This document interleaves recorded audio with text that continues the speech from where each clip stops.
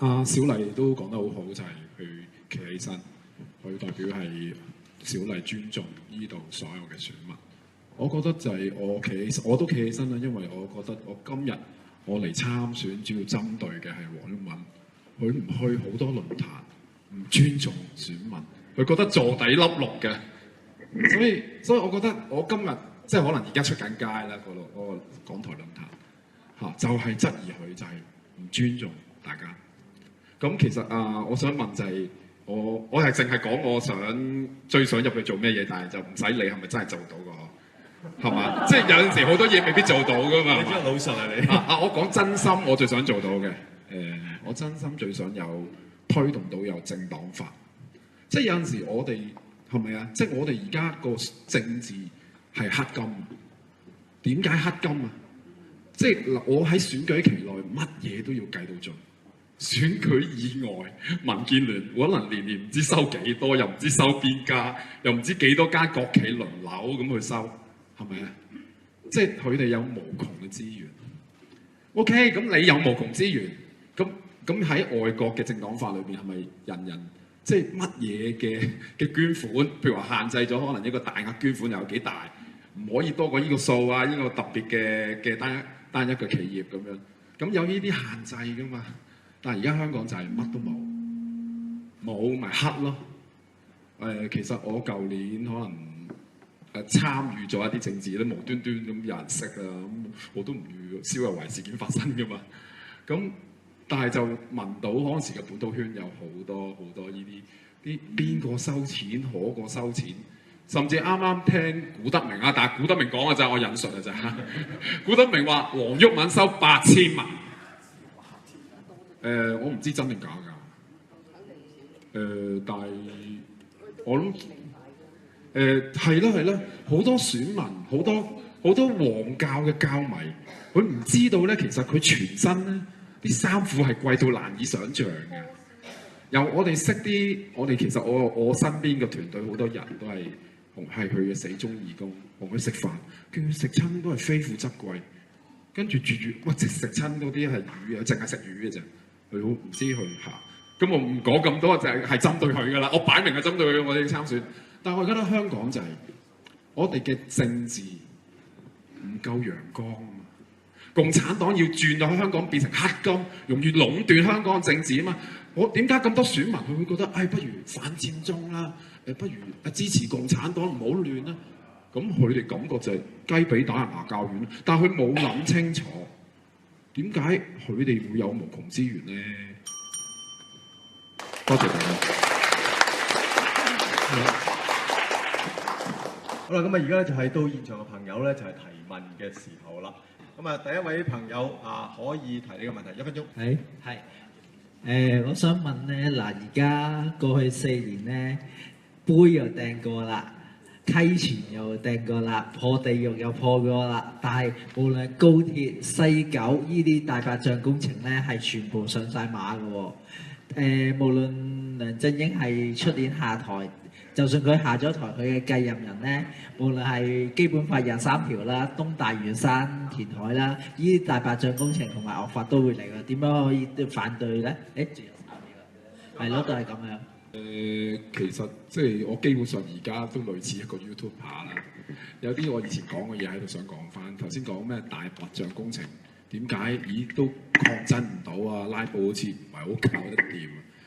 其實都頭先吳文遠都講咗，2014年呢個佔領之後，其實公民社會好似兵敗如山倒，因為嗰個好長嘅佔領，嗰個佔領當然啦，我唔係責備任何嗰個佔中嗰個領導層，唔想講呢啲。但係事實上，因為有一啲，譬如我當時係黃毓民或者係陳雲嘅信徒，佢成日話拖啦，你喺旺角拖啦，拖得越耐就會打贏革命啦咁樣。咁佢成日咁講喎，我以為真係坐下會革命成功啊嘛。但係我覺得點解會革命咧？而家諗翻，咁但係嗰個就係一啲惡意。令到好多普通嘅香港人痛恨，即係佔中嗰個帶領者，亦都最後嗰個責任拱咗落去泛民度。跟住呢一班嘅而家出現咗兩個宗教啦，黃教即係雙黃一層體系啦，葉普成；另一個宗教啱啱誕生嘅係港獨派，但一啲我叫佢做幻獨派，係幻想港獨派，冇可能實踐嘅。但係呢兩個宗教開始搶奪咗後生仔嘅心。但係2014年嘅時候，明明嗰啲支持者可能支持係黃之鋒嘅，但係而家變咗支持佢哋。個結果係成個公民社會走錯方向，謝晒。但我好希望你哋係聰明選民，大家一齊力挽狂瀾。我唔知邊個入到議會，我嘅機會好低。但係入到議會嘅努力拉布，阻止啲公帑流血，阻止倒預唔到都冇辦法。但係大家盡量喚醒你身邊嘅人，叫佢哋要醒，阻止689嘅暴政。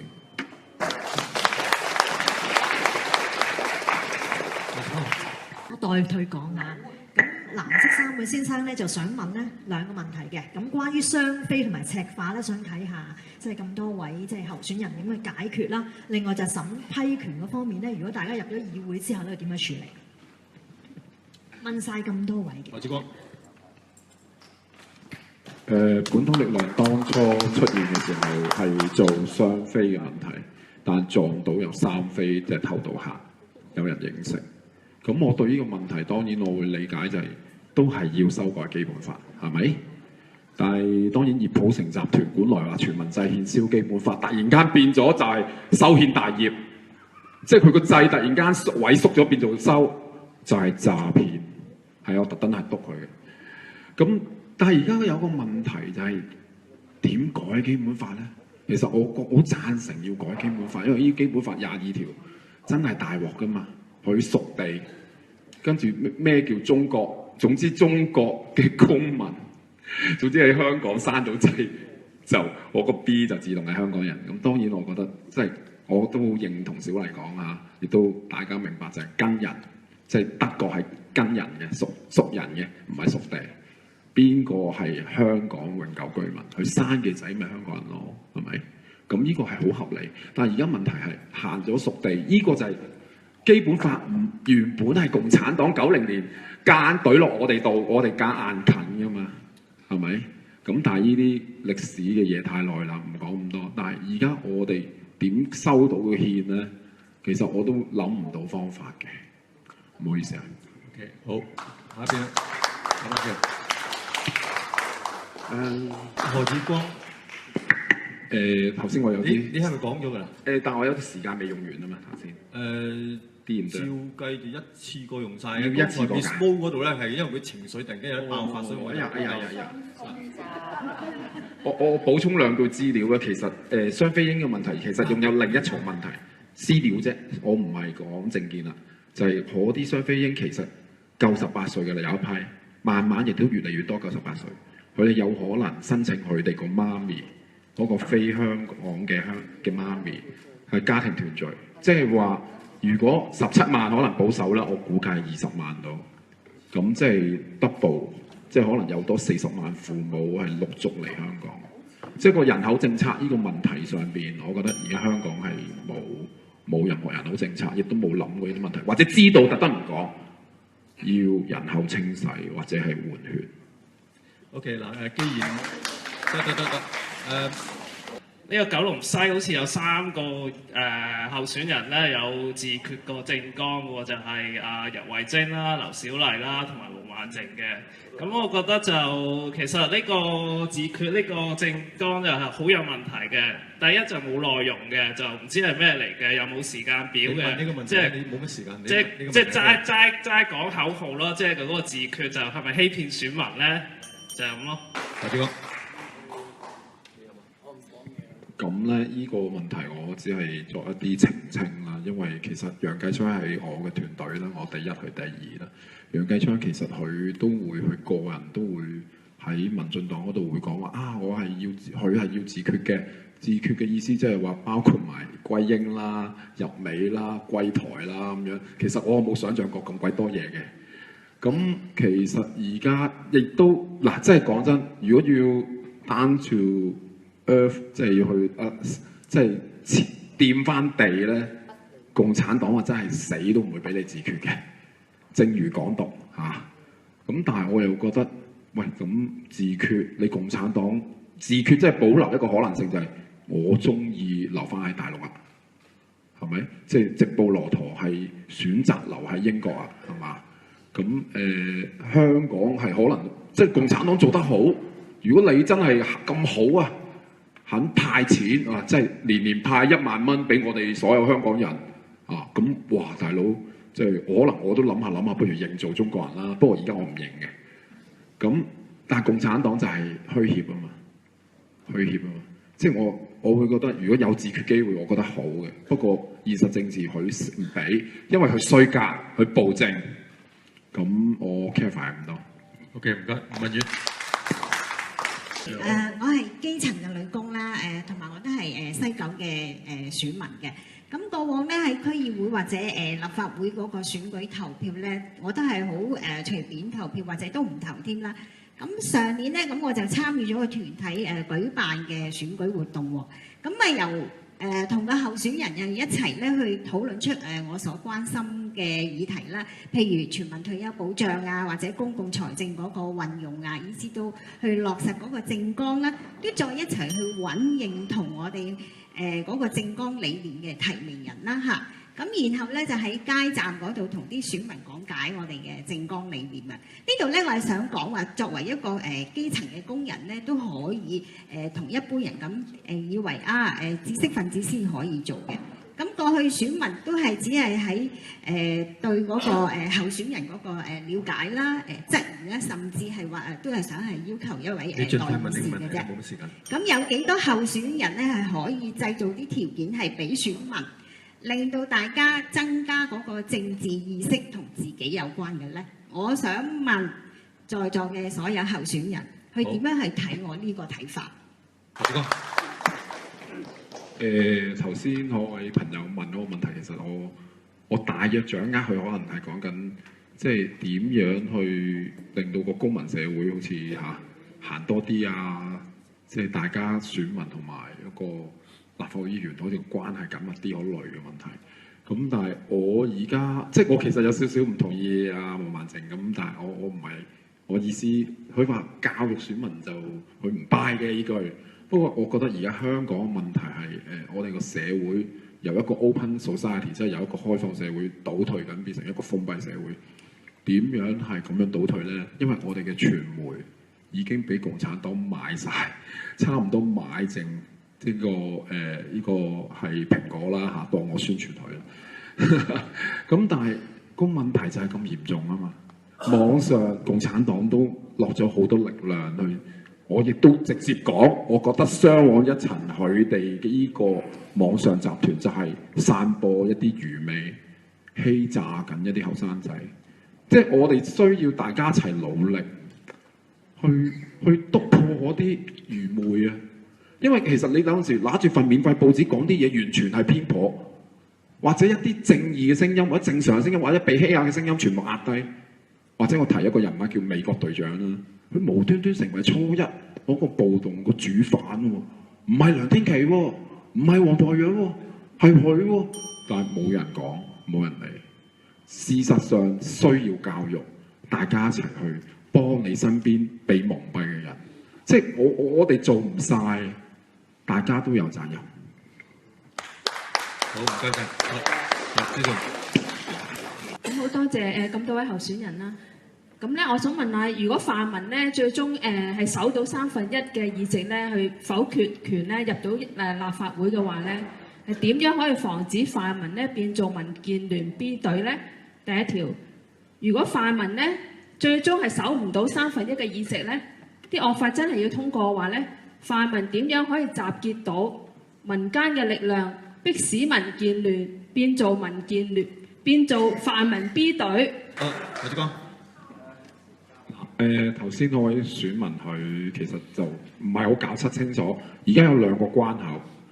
當然1/3嗰個否決權只係否決政改，即係如果我泛民唔夠1/3咧，就會即刻重啟政改啦，689。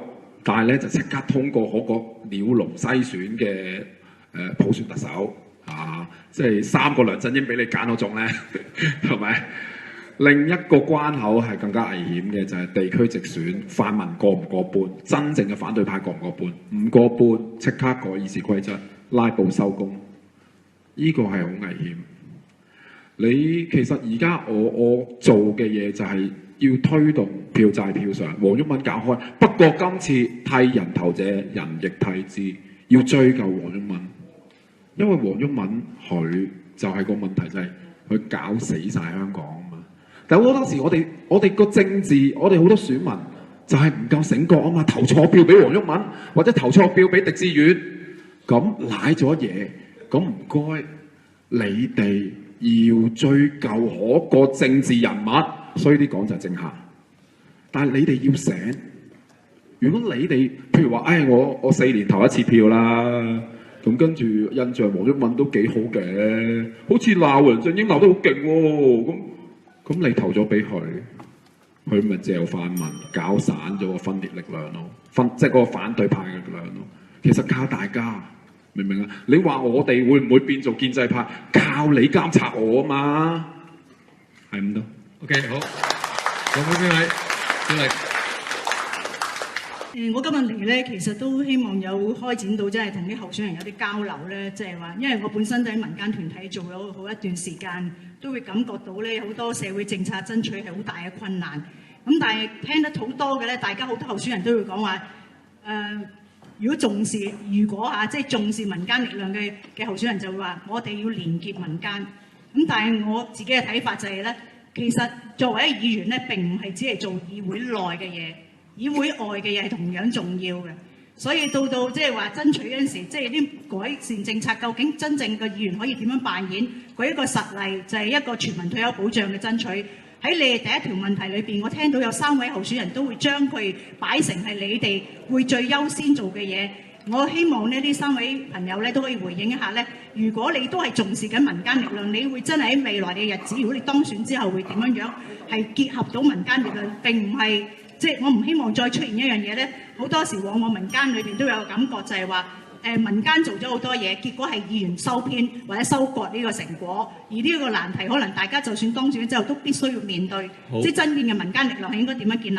咁嗰3位咧就係包括吳文遠啦、譚國僑啦，同埋小麗老師都有咁樣講，你哋好重視全民退保嘅爭取，所以尤其希望你哋可以回應嘅。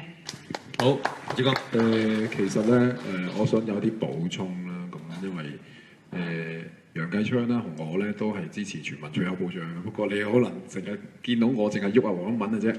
咁我亦都同你講過黃毓民嘅立場啦。黃毓民咧係支持全民退休保障嘅，不過佢嘅團隊裏邊咧，有好多其他人係唔支持嘅。最明顯嘅係陳雲，但係黃毓民呢個人好得意嘅，佢3年前係燒基本法，但係咧佢而家係跪低要永續基本法。我完全唔能夠肯定。究竟佢全民退休保障有冇跪低臣服於陳雲呢？你連基本法嘅立場，你由燒都可以變做永續咯。咁可能佢全民退休保障都會跪低嘅喎。所以黃毓民係政棍，大家唔好投俾佢。而且尤為正義啲，佢哋呢個組織都喺全民退休保障上邊都係含含糊糊。頭先其他講者都講咗。呢個都呢啲講呢啲即係呢啲叫咩香港民族唔知乜啦，唔知講乜都好。我覺得青年新政都係大家要小心，因為佢哋呢啲港獨派呢啲新教主梁天琦，就係冇 check record 咯，好似小麗講。但係佢冇 check record，突然間變咗教主，突然間新教主神功就要輸送啲能量俾游蕙禎，呢啲都係一啲好危險嘅人。好，我係黃伯，我哋3個黃伯今日嚟咧，專程嚟呢個九西，就問晒咁多位嘅，都係你哋講緊嘅全民退休保障呢個計劃嘅。請問你哋如果入咗立法會，有咩可行實質可以推動呢個全民退休保障？等我哋啲老人家老有所依，唔好周圍執紙皮去幫補生計。第二個問題呢，就喺我個網民裏邊呢，就專程問號譚國僑嘅。其實佢問嗰個問題呢，就係正話阿毛姨姨都問過㗎啦。喺基本法22條裏邊，嗰個審批單程證係有灰色地帶嘅。佢專程問你，如果你入到立法會，有咩可行實質嘅方法推動到香港攞翻個審批權？好，唔該晒，今日7位。係咪淨係答嗰個全民最優保障點樣實踐嘅問題？如果答呢個問題嚟講，我就係唔知點實踐嘅，因為我冇做過議員助理啦，我 YouTuber 嚟啫嘛。咁我真係唔知。但係如果我當選，我覺得而家問題係即係所有反共力量要團結。黃毓民嘅問題係咩咧？就係佢9年前講民主派沒有不分裂的本錢。我而家講，我哋反共嘅勢力係沒有分裂嘅本錢，呢個抄楊岳橋嘅認嘅事實啊！事實個問題係我入到去，如果我有機會入到去，我盲懵懵嘅話，我希望大家一齊係反共，希望保住香港嘅話，大家團結，大家互相通水，教下地方點搞啦，拉下布啊，搞下佢啦。最緊要大家一齊，即係所有入到去嘅議員，最緊要團結。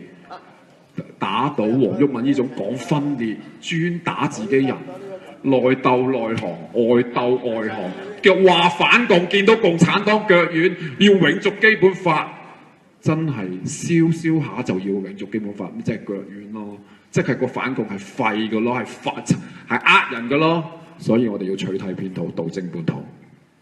好，邊位？我文遠，我係2號咧，所以我想先咧，因為我有啲私事要錄影天網台節目。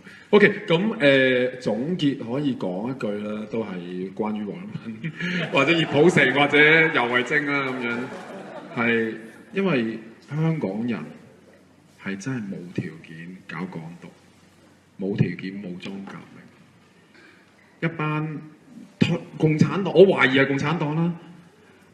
要揾一啲後生仔好似韓星咁啊，冇 record 噶，突然間出嚟，跟住無端琴晚就打慘交，跟住話被害者光環，成日都呢啲咩好似啲戲咁樣整出嚟嘅嘢，去呃啲後生仔，跟住就話幻想就可以實現，你冇槍冇炮講咩獨咧？黃毓民又話勇武抗爭喎，呢啲全部都係詐騙，但係佢哋立咗嗰啲政治能量，立咗嗰啲嘅後生仔之後，推佢哋去打翻一啲嘅泛民，打翻啲反共嘅力量。我哋要取締呢啲騙徒。